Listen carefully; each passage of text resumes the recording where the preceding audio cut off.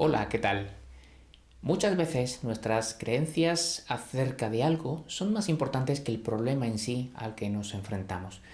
Vamos a explicar esto mediante ejemplos.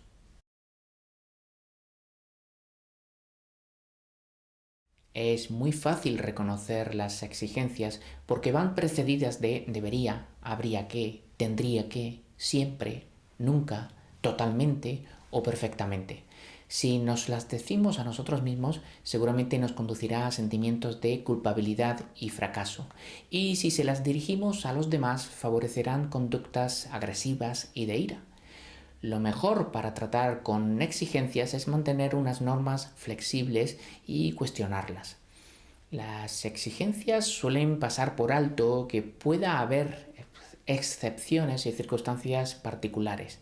La persona que exige asume que solo hay un modo de hacer las cosas, lo cual es rotundamente falso. Puede haber maneras más convenientes y mejores. Hay que distinguir claramente entre debería y me gustaría. Todos conocemos a quienes siempre se temen lo peor, aunque no haya motivos suficientes para ello. Tienden a exagerar las posibilidades de que ocurra lo que temen y las consecuencias negativas que acarrearían, y al mismo tiempo minimizan los aspectos que atenúan la gravedad del problema y lo que podemos hacer para manejarlo. Es muy fácil identificar este patrón de pensamiento porque suele empezar con un ¿y si? Además, suele relacionarse con las exigencias, sobre todo cuando no se consiguen hacer las cosas de un determinado modo y se invocan las terribles consecuencias que acarreará la acción. Cuando se califica una situación como horrenda, horrorosa o terrible, seguro que se pasan por alto aspectos que no lo son tanto, ¿verdad?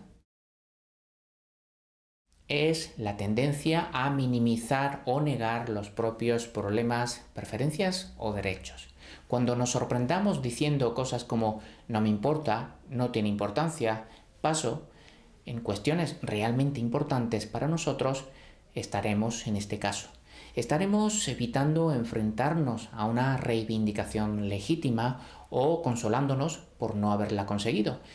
Pero el no afrontar los problemas en el momento oportuno no hace que desaparezcan, más bien que se enquisten, y las expectativas poco realistas abonan la frustración. Los sesgos sistemáticos alteran nuestra percepción de la realidad, afectan a nuestras relaciones personales y, por tanto, a nuestro bienestar. Veamos algunos ejemplos. A partir de una observación llegamos a una regla. Si alguien comete un error, pensamos que siempre lo va a cometer. Está muy relacionado con lo anterior, pero aplicado a la personalidad. Es decir, a partir de un rasgo o dos de la conducta, llegamos a un juicio global sobre la persona. Si partimos de una idea preconcebida sobre alguien, tendemos a magnificar aquellos rasgos que concuerdan con ella y ser ciegos a los que lo cuestionan, a menos que hagamos un esfuerzo consciente para contrarrestar esta tendencia, claro está. No se aprecian matices, ni se ve el término medio. Se cree algo porque lo sentimos así, como cuando no se soporta a alguien y se concluye que ese alguien es insoportable. Creemos saber qué sienten los demás y por qué se comportan de la forma en que lo hacen, ignorando los hechos y la lógica. Pensamos que todo lo que la gente dice o hace es una reacción hacia nosotros. Por ejemplo, si alguien está serio porque tiene un dolor, podemos pensar que está enfadado con nosotros.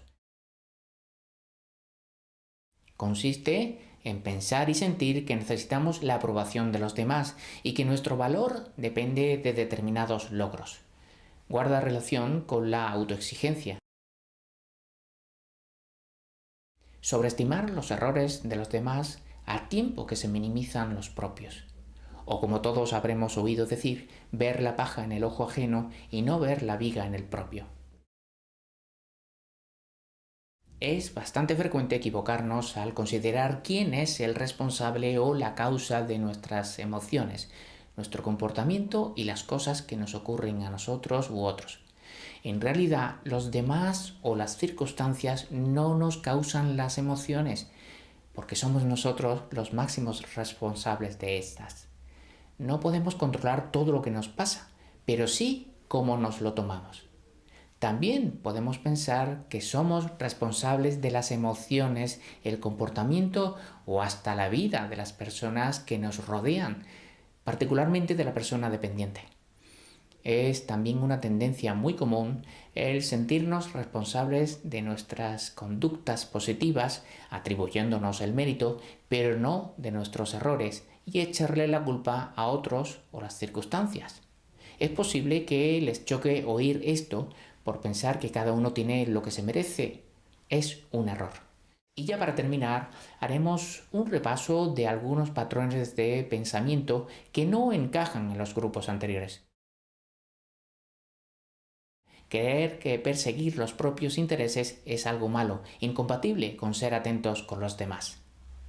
La consecuencia de esta creencia es anteponer los intereses ajenos a los propios. Tener expectativas poco realistas. Pensar en el placer inmediato, en hacer solo lo que nos apetece, en detrimento de lo que nos convendría y desearíamos a más largo plazo. Pensar que hay que pagar con la misma moneda. El principio de reciprocidad lo tenemos bien interiorizado, pero puede estar viciado por las percepciones erróneas. Cuando alguien nos trata mal, creer que siendo amables, aguantándolo todo sin rechistar, la otra persona se dará cuenta y acabará tratándonos bien. Creer en estereotipos muy extendidos sobre razas, extracción social, sexo. Si logramos tener presentes estas ideas, seguro que haremos mucho más llevadera y gratificante la labor de cuidar de un dependiente. De hecho, coincidirán conmigo en que estos principios pueden aplicarse casi a cualquier situación y relación, ¿verdad? Es todo por hoy. Muchas gracias y hasta el próximo vídeo.